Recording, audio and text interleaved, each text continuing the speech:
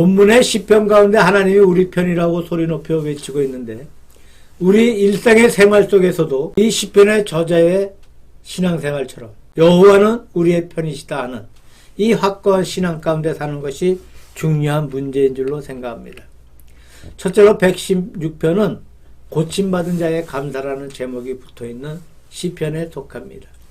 이것은 히스기야 왕이 지은 시로 간주하고 있는데 히스기야 왕이 중환병에 걸렸다가 이사야 선지자가 너는 죽고 살지 못한다 라고 할 때에 얼굴을 벽면에 향하고 간곡하게 눈물로 기도하였고 그래서 하나님께서 치료하시는 사건이 기록되어 있습니다.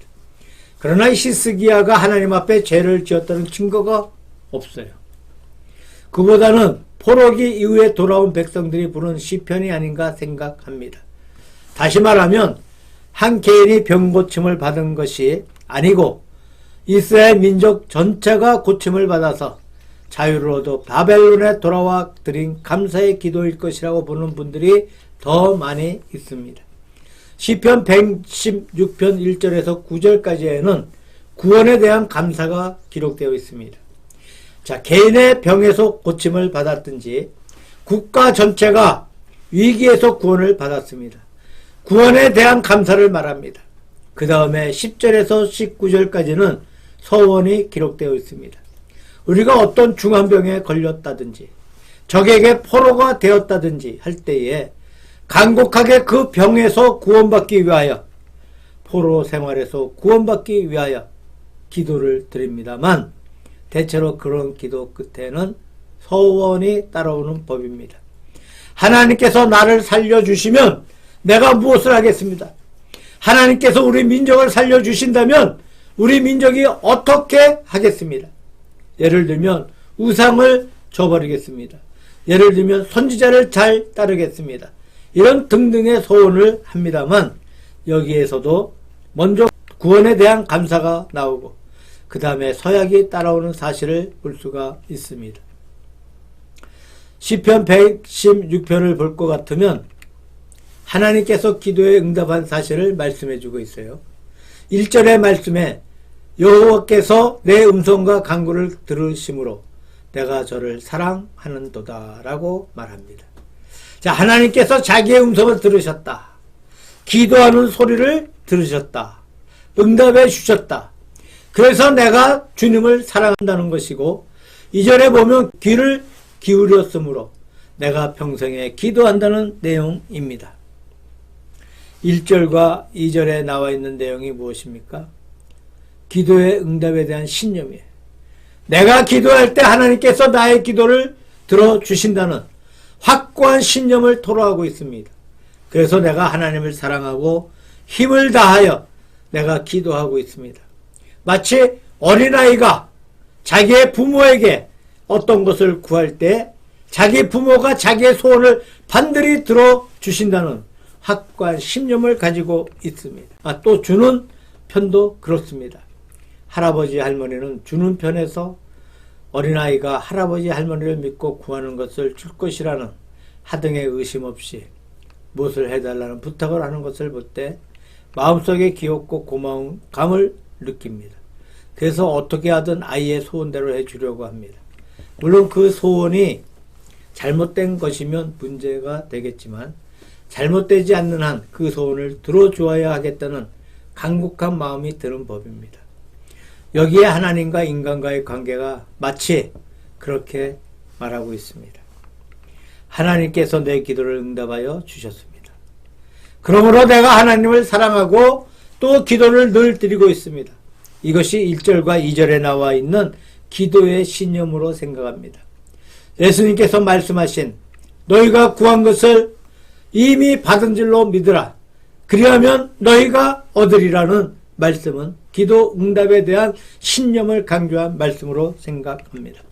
그 다음에 6절에서 7절까지는 구원에 대한 신념이 나와 있습니다. 6절을 보면 여호와께서는 어리석은 자를 보존하시나니 내가 낫게 될 때 나를 구원하셨도다. 내 영혼아 내 평안함에 돌아갈지어다. 여호와께서 너를 구대하심이로다 라고 말합니다. 여기서 낫게 될 때라는 말씀이 있는데 자기가 병들어서 어려워질 때 그 마음이 겸손하게 됩니다. 이스라엘 민족이 바벨론의 포로로 끌려갔을 때 그들은 비참한 심령을 가지고 애걸하고 구했어요. 그들이 낮아져서 겸허한 심령이 되었습니다. 그때 낮아진 자기 자신을 일으켜 구원시켜 주셨고 보존해 주셨다는 말씀입니다.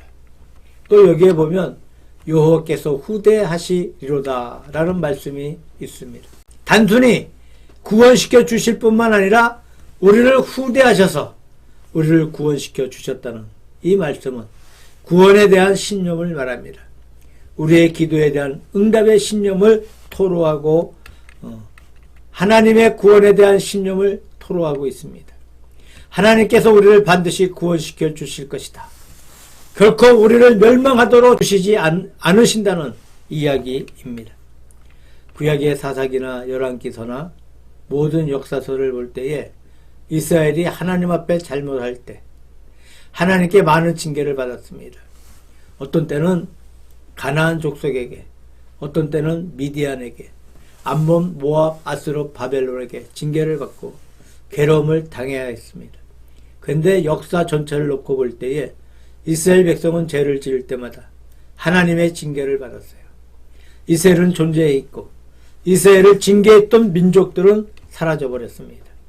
한때는 이스라엘 백성을 공격하고 괴롭히고 어렵게 했지만 이스라엘 백성이 회개할 때 이스라엘 백성을 구원시켜 주시고 그들을 쳤던 자들은 멸망시키셔서 그들은 이 땅에서 사라져 버렸어요. 마치 부모가 자기 자녀를 잘못할 때 매를 가지고 자녀를 칩니다. 이 자녀가 회개할 때 매를 꺾어버립니다. 매를 맞은 자녀는 언제나 계속해서 나아갑니다. 징계받은 백성은 끝내 구원시켜 주시고 끝내 후대해 주셨도다 하면서 이스라엘이 징계 가운데 구원의 신념을 토로하고 있습니다. 116편 10절에 아주 유명한 말씀이 나와 있습니다. 내가 크게 고통을 당하였다고 말할 때에도 나는 믿었도다. 이 말씀은 신약성경 고린도후서 4장 13절에 바울 사도가 인용한 말씀입니다. 기록된 바 내가 믿는 거로 말하였다 한 것 같이 우리가 같은 믿음의 마음을 가졌으니 우리도 믿는 거로 또한 말하노라 라는 말씀이 나옵니다. 믿음의 마음이란 것은 믿음의 영이라고 합니다만 이 말의 뜻은 구약의 말씀을 인용하면서 시편의 저자에게 성령으로 감동하셔서 그 말을 하게 하신 성령께서 지금 우리에게 감동하셔서 우리도 이 말을 하게 한다는 뜻입니다. 즉 시편을 기록할 때 감동을 주신 성령님께서 바울 사도에게 성령으로 감동을 주셔서 고린도후서를 기록하게 하셨고 그에 따라 믿음으로 말한다고 하였습니다.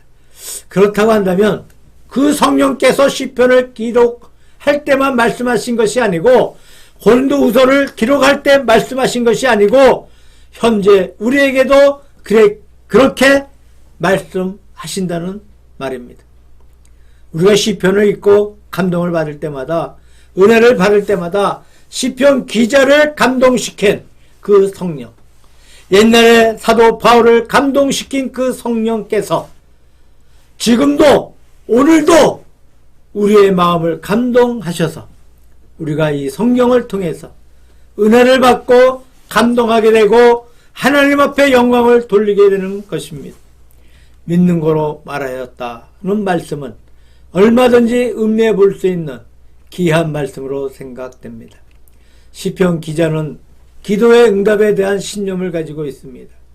그 신념이 무엇입니까? 믿기 때문에 그 신념이 있습니다. 예를 들면 병의 고침을 받았어요. 어떤 사람은 약효를 잘 써서 병이 나온 것이지 하나님이 고치신 것이 아니다 라고 합니다. 또 어떤 분은 병이 낫고 나서 몸속에 저항력이 생겨서 저절로 나은 것이지 나을 때가 되어서 나은 것이지 뭐 신통한 것이 있겠느냐 그렇게 말할 수도 있습니다. 또 어떤 사람은 말하기를 하나님이 나를 고쳐주셨다 라고 믿고 있습니다. 물론 약의 효과를 부인하는 것은 아닙니다. 인간의 저항력이 생겨서 나았다는 말도 무시하는 것이 아닙니다. 하지만 하나님께서 고쳐주셨다는 것은 믿음의 말입니다. 믿음을 떠나서 인간적으로 보는 것이 아니고 인간적인 모든 가정을 시인하면서도 하나님께서 고쳐주셨다고 믿는 것입니다. 또한 역경 가운데 구원받은 사실도 그렇습니다. 저절로 구원받은 것이 아니겠느냐. 우리의 원수가 멸망하였기 때문에 구원받은 것이 아니겠느냐. 그렇게 보기가 쉽어요. 그것이 아니고 하나님께서 우리를 구원시켜 주셨다고 보는 것입니다. 결국 기도의 응답에 대한 신념이나 구원에 대한 신념은 내가 믿는 거로 말하였다는 것에 속합니다. 우리가 믿음으로 기도의 응답을 받는 것을 알고 있습니다. 우리가 믿음으로 역경 속에서 구원받는 것을 알고 있습니다. 이것이 다 믿음의 말들입니다. 믿음이 얼마나 고귀한 진리가 되는지 모르겠습니다. 두 번째로 117편은 가장 짧은 시편에 속합니다. 그러나 다음에 말씀드릴 시편 119편은 가장 긴 시편입니다. 119편은 성경 전체를 통해서 가장 긴 장에 속했는데 무려 176절입니다. 그런데 117편은 단 2절밖에 되지 않는 가장 짧은 시편에 속합니다. 이 시편이 가장 짧지만 내용은 가장 넓다는 말을 하는 분이 있습니다. 짧은 2절 속에서 말도 몇 마디 되지 않는데 그것이 담고 있는 내용은 가장 넓은 내용을 가지고 있다고 해석하는 분이 있습니다. 117편은 2절인데 1절은 너희 모든 나라들아 여호와를 찬양하며 라는 말씀이 나와 있고 너희 모든 백성들아 저를 찬송할지어다. 거의 같은 말을 반복하면서 세계 만민들아 하나님을 찬양하라고 찬양을 장려하고 있습니다. 2절에는 그 하나님을 찬양할 이유가 무엇이냐? 하나님의 2대 요소를 말하고 있어요. 인자와 진실 이 두 가지를 바라보면서 하나님을 찬송하라고 합니다. 찬송의 조건은 인자와 진실입니다. 하나님은 인자와 진실이 겸하신 분이에요. 인자는 사랑을 말하고 진실은 진리를 말합니다. 하나님께는 사랑과 진리가 공존해 있고 같이 균형을 이루고 있는 사실을 말합니다. 흔히 보면 인자가 풍성한 분은 진리를 등한히 하기가 쉬워요. 진리를 망각해버리고 사랑만 강조하고만은 그런 경우가 많이 있습니다. 또 그 반대로 진리를 강조하는 사람들은 사랑을 잊어버리고 진리만을 앞세우기가 대단히 쉽습니다. 여기에 우리 사람들의 결함이 있는 것이 아닌가 생각해 봅니다. 하나님은 완벽한 사랑을 가지고 계시는 동시에 완벽한 진리를 가지고 계십니다. 이 두 가지를 함께 가지고 계십니다. 그래서 비유로 말할 것 같으면 마치 사람의 인체와 같아요. 사람의 몸속에 뼈가 있지 않습니까? 뼈가 사람을 지탱하고 있어요. 그래서 사람이 서 있을 수 있고 팔을 뻗을 수 있습니다. 그 다음에 뼈를 감싸고 있는 살이 있어요. 만약에 뼈만 있고 살이 없다고 하면 얼마나 흉하겠습니까? 만약에 살만 있고 뼈가 없다고 하면 그러면 사람이 설 수도 없고 아무 맥도 못 쓸 것이 아니겠습니까? 이 살과 뼈가 잘 겸해 있기 때문에 체격도 유지하고 남이 볼 때 흉하지도 아니합니다. 살이 뼈를 보호해 줍니다. 만약에 살이 없다면 뼈가 부딪혀서 깨어지고 꺾어지고 말 것입니다. 살이 뼈를 보호해 줍니다. 또 뼈가 살을 지탱해 줍니다. 뼈가 없다고 하면 골격을 이루지 못합니다. 이 두 가지가 서로 보호해 주고 보충해 주는 역할을 하는 것을 볼 수 있습니다. 이 두 가지가 겸해서 우리 체격을 이루어가는 것 같이 하나님의 사랑과 진리가 겸해야 한다고 믿습니다.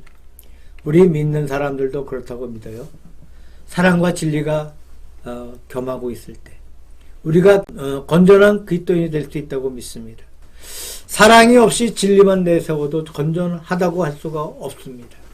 진리를 무시해버리고 사랑만 내세워도 건전하다고 할 수가 없습니다. 이 두 가지를 다 가지고 있을 때 예수 그리스도의 십자가의 도리와 복음의 진리가 우리 마음속에 굳건하게 서 있고 거기에 인자와 사랑이 함께할 때 건강할 수가 있습니다. 이 두 가지가 하나님의 세계에서는 완비되어 있습니다. 그래서 만민들아 여호와를 찬송하라는 거예요. 이것이 짧은 시편이지만 거기에는 인자와 진실이 함께 있기 때문에 이 시편은 가장 짧지만 그 내용은 가장 넓다는 말을 듣습니다. 세 번째로 시편 118편은 오늘의 본론이라고 할 수가 있겠는데 우리의 편이신 하나님이라는 사실을 강조해서 노래를 부르고 있습니다. 118편 2절에 보게 되면 이제 이스라엘은 말하기를 그 인자심이 영원하다 할지로다. 그 다음에 3절에 이제 아론의 집은 말하기를 그 인자심이 영원하다 할지로다. 4절에 이제 여호와를 경외하는 자는 말하기를 그 인자심이 영원하다 할지로다 하면서 그 대상을 세 가지로 말하고 있어요. 이스라엘과 아론의 집과 여호와를 경외하는 자에게 다 같이 그 인자심이 영원하다 하라고 말하는데 이스라엘을 말하고 아론의 집을 말하고 여호와를 경외하는 자를 말하고 있습니다. 이 세 가지는 같은 것이죠. 같은 것인데 나누어서 말하고 있는데 이스라엘은 국호로서 이스라엘 백성들을 대표하고 있습니다. 아론의 집은 바로 율법을 상징하는 것이죠. 아론은 대제사장이었습니다. 모세가 이스라엘의 제사 법전을 세울 때 아론이 대제사장이 되고 아론의 아들들이 제사장이 되었습니다. 모세가 선포한 제사법을 집행하는 분이 바로 아론이었습니다. 아론이 죽으면 그의 아들 엘리아살이 계승해서 대제사장이 되었습니다. 그래서 제사를 집례했죠. 제사장은 아론의 혈통 위에는 아무도 될 수 없었습니다. 이스라엘이 남북으로 갈라졌을 때 북쪽 이스라엘이 잘못한 것은 레위 지파가 아닌 사람들을 세워서 제사장을 삼은 죄라는 말씀이 나옵니다. 아론의 집은 율법을 대표하는 백성이라는 말씀이고 또 여호와를 경외하는 자들은 율법의 정신을 대표합니다. 여기서 우리가 한 가지 사실을 묵상하고 넘어갔으면 좋겠는데 이스라엘이 아브라함으로부터 지금까지 수천 년의 장관 세월을 통하여 놀랍게 신앙을 지켜오고 있습니다. 물론 이스라엘 백성들이 하나님 앞에 외식적인 형식적인 잘못들이 많이 있습니다. 또 예수님을 십자가에 못 박은 죄도 지었습니다. 그런 잘못에도 불구하고 율법을 지키고 수천 년을 하나님의 선민으로 자처하고 있어요. 온 세계가 무신론, 다신론 혹은 이원론에 빠졌을 때 오직 유일한 하나님, 유일신간을 굳게 지켜오다가 세계 만민에게 전파해 주었어요. 그 공은 참으로 컸다고 믿습니다. 이스라엘이 그렇게 신앙의 민족으로 내려온 이유가 무엇입니까? 바로 율법이었습니다. 율법을 너무 형식적으로 지켰고 외식적으로 지킨 잘못은 있다고 하지만 율법을 지켰기 때문에 그들이 그런 믿음을 지켜왔다고 할 수가 있습니다. 만약에 모세가 받았던 율법이 없었다고 한다면 어떻게 되었겠습니까? 이스라엘 민족이 아닌 이스라엘이라는 나라가 없었을 것입니다. 여호와 종교도 없었을 것입니다. 율법 때문에 선민의 피를 이어가고 있다고 볼 수가 있습니다. 우리의 자녀를 올바르게 인도할 수 있는 비결이 무엇입니까? 요즘 자녀 키우기가 어렵다고 합니다. 어제와 오늘 뉴스에 보게 되면 중학생 옷차림으로 가외 앱을 통해서 대상을 골라 그 집에 가서 살인을 하고 시체를 유기하려다가 택시 기사의 신고로 잡힌 사건이 있습니다. 얼마나 무서운 세상인지 모르겠습니다. 그저 조금 잘못하면 탈선해버리고 어떻게 나가버리고 좌우로 치우치는 세상인데 올바르게 키우는 비결이 어디에 있느냐? 어떤 분이 말하기를 가정 예배에 그 비결이 있다고 말합니다. 아침마다 성경을 읽어주고 찬송을 불러주고 예배에 관한 생각을 그들의 머릿속에 심어주는 것이 그들의 전도의 비결이라고 말한 분이 있었어요. 그 말을 들을 때 공감이 되었습니다. 이스라엘 백성들이 어릴 때부터 철저하게 율법을 배웠던 것이 선민의 큰 조건이었다는 사실을 보게 됩니다. 오늘 본문 가운데 우리가 하나님의 편이 되는 첫째 조건이 무엇이냐? 하나님의 율법을 지키는 것이 하나님의 편이 되는 첫째 조건입니다. 우리가 말할 때 율법은 물론 성경입니다. 폭을 넓혀서 말할 때 율법은 성경입니다. 우리가 성경을 굳게 지켜서 말씀대로 사는 것이 우리가 하나님 편에 서는 첫째 조건이고 기본 조건이라고 말할 수 있습니다. 6절에서 7절에 여호와는 내 편이시라 내게 두려움이 없나니 사람이 내게 어찌할꼬 여호와께서 내 편이 되사 돕는 자 중에 계시니 그러므로 나를 미워하는 자에게 보응하시는 것을 내가 보리로다 라고 말합니다. 여기에 굳건하게 하나님이 내 편이시다. 누가 우리를 손댈 수 있겠느냐? 누가 우리를 해칠 수 있겠느냐는 말을 하고 있습니다. 로마서 8장 31절에 그런즉 이 일에 대하여 우리가 무슨 말하리요? 만일 하나님이 우리를 위하시면 누가 우리를 대적하리요? 라고 말하는 사도 바울의 담대한 말씀이 나와 있습니다. 사도 바울이 하나님께서 우리를 위하신다면 누가 감히 손댈 수 있겠느냐? 해칠 수 있겠느냐? 라고 하신 말씀도 하나님께서 우리 편이라는 말씀입니다. 하나님께서 우리 편이 되신다면 아무도 우리를 해칠 수 없다. 어떤 세상의 어려운 문제도 두려워할 것이 없다고 말하고 있습니다. 전쟁에서 적군에게 포위가 되어서 고군분투하며 어느 순간에 죽을지 함락되어서 포로가 될지 마지막이 언제 올지 모르는 상황에서 버티고 있는데 저 멀리서 나팔 소리가 들려오면서 우군들이 돕기 위해 달려옵니다. 대포를 쏘면서 달려오면 포위해 있던 적군들이 그저 혼비백산해서 도망쳐 가 버립니다. 그때 그 심정입니다. 이 성 안에 갇혀있던 고전하던 사람들이 저 멀리서 자기들의 편에 군대가 오고 있습니다. 우리를 구하러 오고 있습니다. 그것을 볼 때 얼마나 용기가 나겠습니까? 환성을 부르고 만세를 부르고 할 것이 아니겠습니까? 마치 그런 것이죠. 하나님께서 우리 편이 되십니다. 우리가 아무리 어려운 것이 많다 해도 하나님께서 우리에게 다가오셔서 나를 구원시켜 주십니다. 누가 우리를 당할 수 있겠느냐 하면서 개가를 부르고 감사를 찬양하고 있습니다. 이것이 우리가 신앙생활하는 가운데 가져야 할 신념이고 우리가 가져야 할 감정이라고 믿습니다.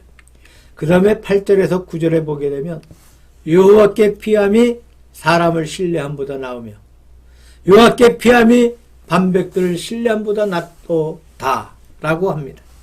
10절에 보면 열방이 나를 애워쌌으니 내가 여호와의 이름으로 저희를 끊으리로다 라고 합니다. 하나님을 굳건히 의지할 때 세상의 어떤 방백을 의지함보다도 훨씬 더 좋다. 반백이나 인간의 힘을 의지함보다 훨씬 더 좋다라고 하는 이 굳건하고 강력한 하나님을 의지하는 신앙을 열렬하게 지지하고 있습니다.